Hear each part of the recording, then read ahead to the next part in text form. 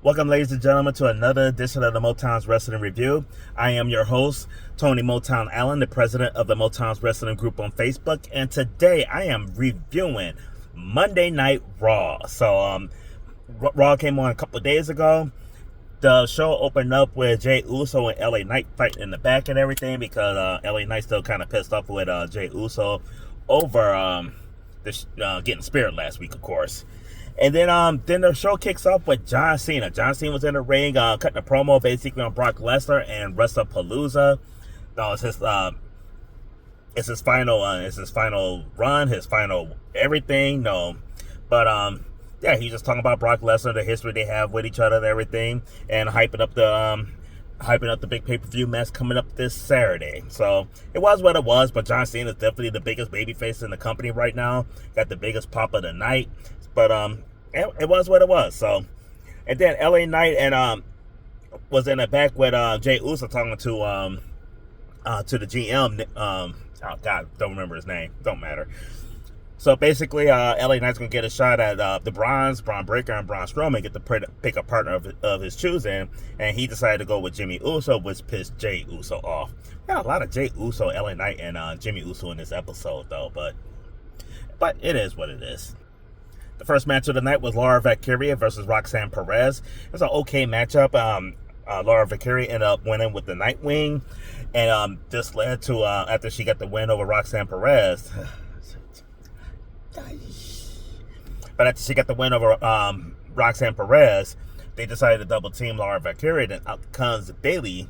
Bayley coming out to make the save, helped out Laura Valkyria, then proceeded to hug everybody. She's a hugger again, but this ain't a little kid Bayley hugging. This ain't Sandra D Bayley hugging. This like straight up crazy bitch hug. I was kind of digging it, to be honest with you.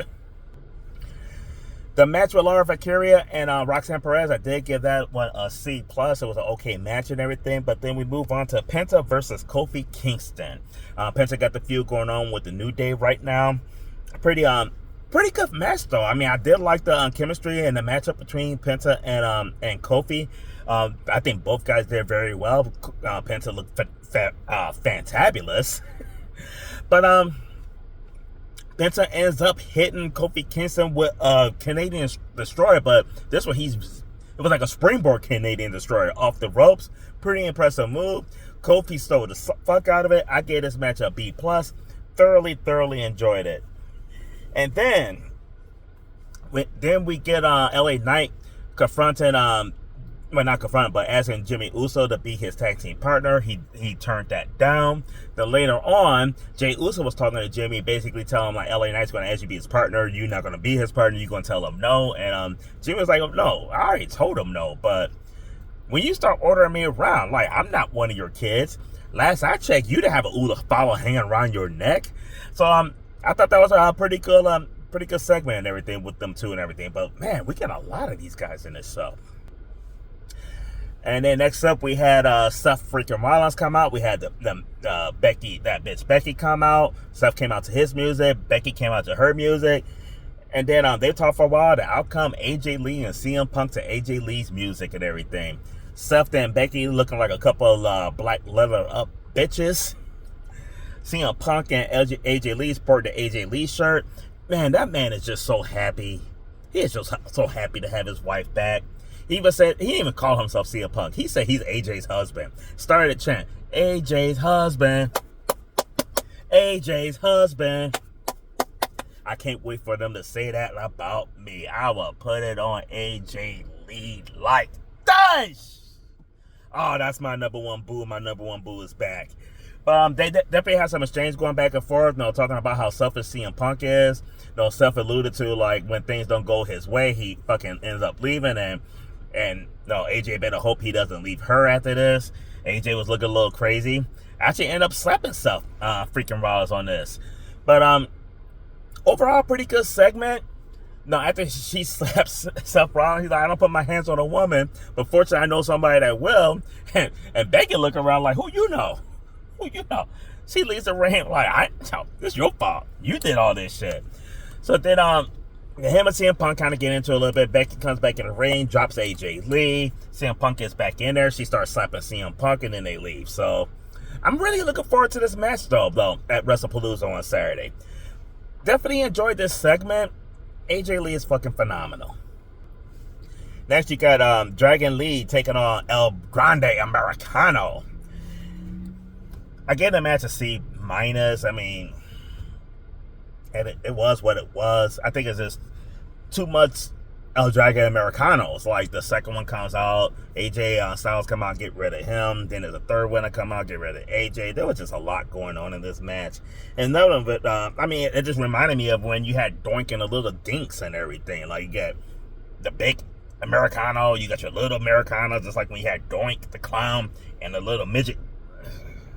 C-. Then we had Stephanie Foucault taking on Kairi Sane. And this match kind of came along because Asuka booked Kairi in the match for her. And Kairi Sane didn't really look like she was feeling it and everything, though. But oh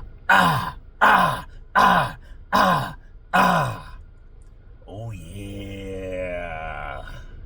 Oh man, Stephanie Foucault could put the devil's kiss on me any day of the week and twice on Sundays, and I wouldn't mind giving her a devil's kiss on the lips. But she hit her with the devil's kiss, of course. She hit her with the SBD. She gets the win over Kairi Sane. I gave the match a B+ because we got to see the devil's kiss. Somewhere, Booker T should be on Raw, not on SmackDown while Wade Barrett is gone, because Booker T should have been there for Stephanie Foucault. And the main event, we had LA Knight and Jimmy Uso taking on the Bronze. Okay match overall and everything. You had a lot of shenanigans going on. Ended up being, Bronson Reed actually got the win over Jimmy Uso and everything, which was pretty impressive. I like what they're doing with with Bronson Reed, but then they end up double teaming Jimmy after the match and everything, after they got the win. Out comes Jey Uso to make the save. They start double teaming him. Then in comes LA Knight to save the brothers. They take off running. LA Knight's in the ring, puts the chair down. They decide to hug and everything, and then he hits him with the BFT or whatever the fuck he calls his move. Honestly, we had a lot of Jimmy Uso in this one, along with a lot of LA Knight and a lot of Jimmy. Not enough yeeting though. Like, this is the most I've seen Jey Uso out there with no yeeting. Did not like that at all. We definitely need more yeeting, and we need to see some yeeting on Saturday and everything. The match itself, I gave a B. I did like the Bronze in this match a lot. I mean, those guys are featured stars. And Jey Uso can't be mad. He had that shit coming. So, let me know what you thought about Raw. Leave your comments below. Make sure you like the video and subscribe. And I'll see you guys next time.